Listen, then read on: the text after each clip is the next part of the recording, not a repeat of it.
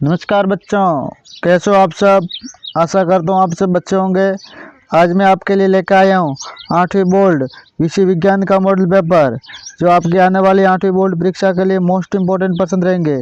तो आप सबसे निवेदन है कि हमारे चैनल को सब्सक्राइब करें और वीडियो को पूरा देखें। वह ताप जिस पर कोई पदार्थ जलना शुरू करता है क्या कहलाता है? ज्वलन ताप, ज्वाला, गलनांक, इनमें से कोई नहीं। तो ऑप्शन नंबर अ, ज्वलन ताप क्या कहलाता है? ज्वलन ताप। पेट्रोलियम संरक्षण अनुसंधान संघ कहाँ पर है? भारत में, अमेरिका में, सिंगापुर, फ्रांस में। तो ऑप्शन नंबर अ, भारत के अंदर है। पेट्रोलियम संरक्षण अनुसंधान संघ कहाँ है? भारत के अंदर।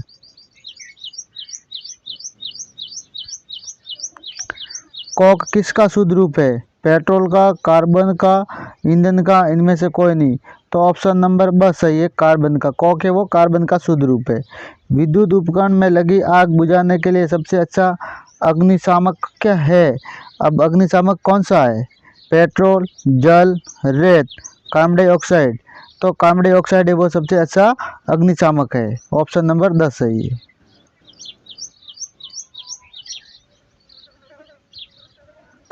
ध्वनि संचरित हो सकती है, ध्वनि वो किस में संचरित हो सकती है? केवल वायु या गैसों में, केवल ठोसों में, केवल द्रवों में, या ठोसों, द्रवों या गैसों में। तो ऑप्शन नंबर द, तीनों के अंदर, ठोस, द्रव, गैस, तीनों के अंदर ध्वनि वो संचारित हो सकती है।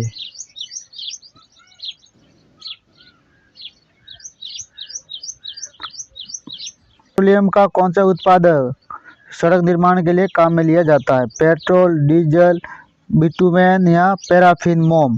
तो ऑप्शन नंबर स, बिटुमेन। भारतीय विशाल गिलहरी का नाम है? विशन, किशन, रतन, उपरोक्त में से कुछ नहीं। तो ऑप्शन नंबर अ, विशन। कौन सी गिलहरी है सबसे बड़ी? विशन। व्यस्त यातायात में ध्वनि प्रबलता होती है 30 decibel, 60 decibel, 70 decibel, 90 decibel. Option number स, 70 डेसिबल।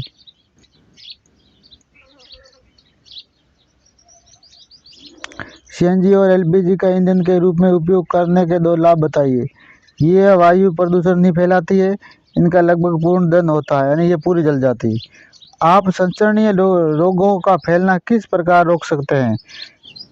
हम छींकते और खांसते समय अपने नाक एवं मुंह पर रुमाल रखकर संसर्गीय रोगों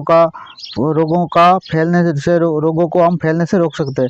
संक्रमित व्यक्ति से पर्याप्त पूरी दूरी बनाए रखकर भी संसर्गीय रोगों का फैलना रोका जा सकता है। यानी जो संसर्गीय रोग होता है ना, एक जगह से दूसरी जगह पर हवा द्वारा फैलना, तो उसके हम छींक द्वारा भी सीखते हैं, तो मुंह पर हाथ रखना, इसके विभिन्न क्रिया कर हम रोक सकते हैं।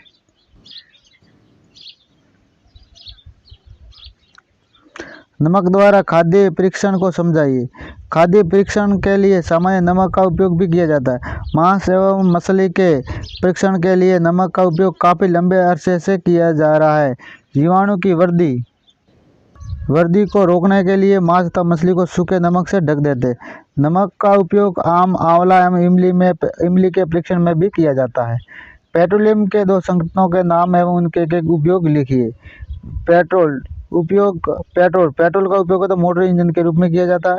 बिटुमेन का उपयोग होता है पेंट एवं सड़क निर्माण के लिए जाता है। पेंट नहीं, पेंट होता है, पेंट और सड़क निर्माण के लिए। आगे मिलान कीजिए, मिलान हमें करना है।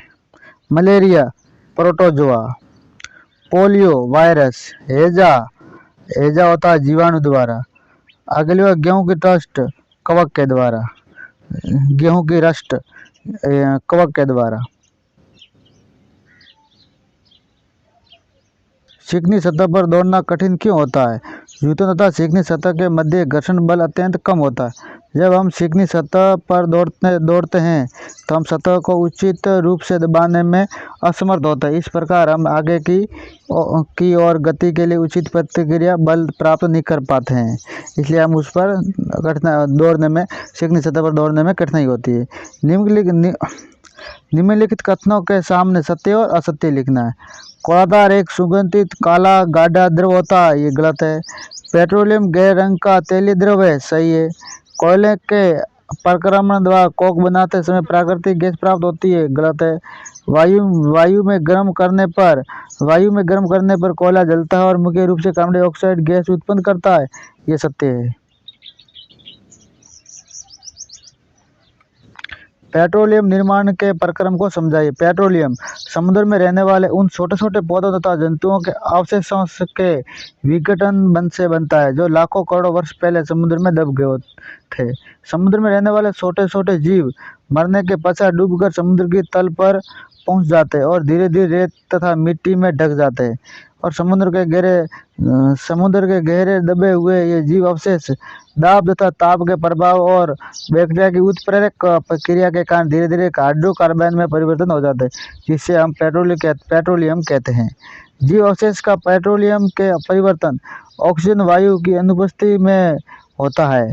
इनमें लाखों वर्ष का लंबे समय लगता है, यानी लाखों करोड़ों वर्ष पहले जो जीव जंतु जमीन के अंदर दब जाते हैं और फिर वो विघटित होकर पेट्रोलियम में बदल जाते हैं। जंतु में लैंगिक और अलैंगिक जनन की दो विधियों का वर्णन कीजिए। लैंगिक जनन की दो विधियां निम्न प्रकार है। पहला है मुकुलन।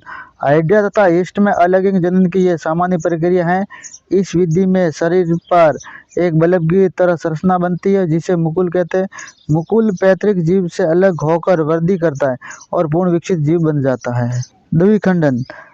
जनक जीव खंडित होकर दो नए जीवों को जन्म देता है। अमीबा में जनन द्विखंडन द्वारा होता है। जब अमीबा कोशिका अपनी वृद्धि के अधिकतम आकार में पहुंचती है तो वह पहले अमीबा का केंद्रक लंबा हो जाता है और दो भागों में विभाजित हो जाता है। इसके पश्चात अमीबा का कोशिकीय द्रव्य दो भागों में विभाजित होता है। इस प्रकार दो संतति अमीबा बनते हैं।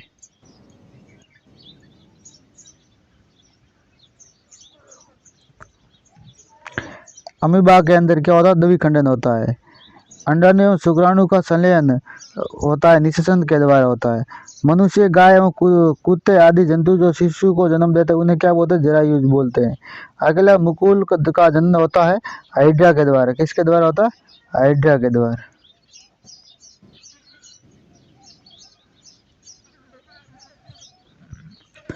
घर्षण क्या है? घर्षण को घटाने एवं बढ़ाने हेतु एक एक उपाय लिखिए।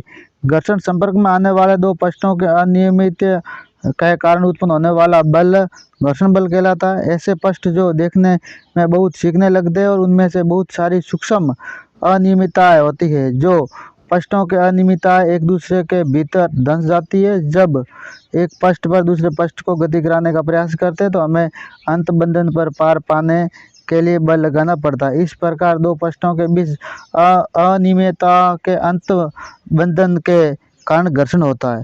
घर्षण को घटाने के लिए तेल, ग्रीस एवं ग्रेफाइट का उपयोग करते हैं। इसे स्त्रीहक कहते हैं।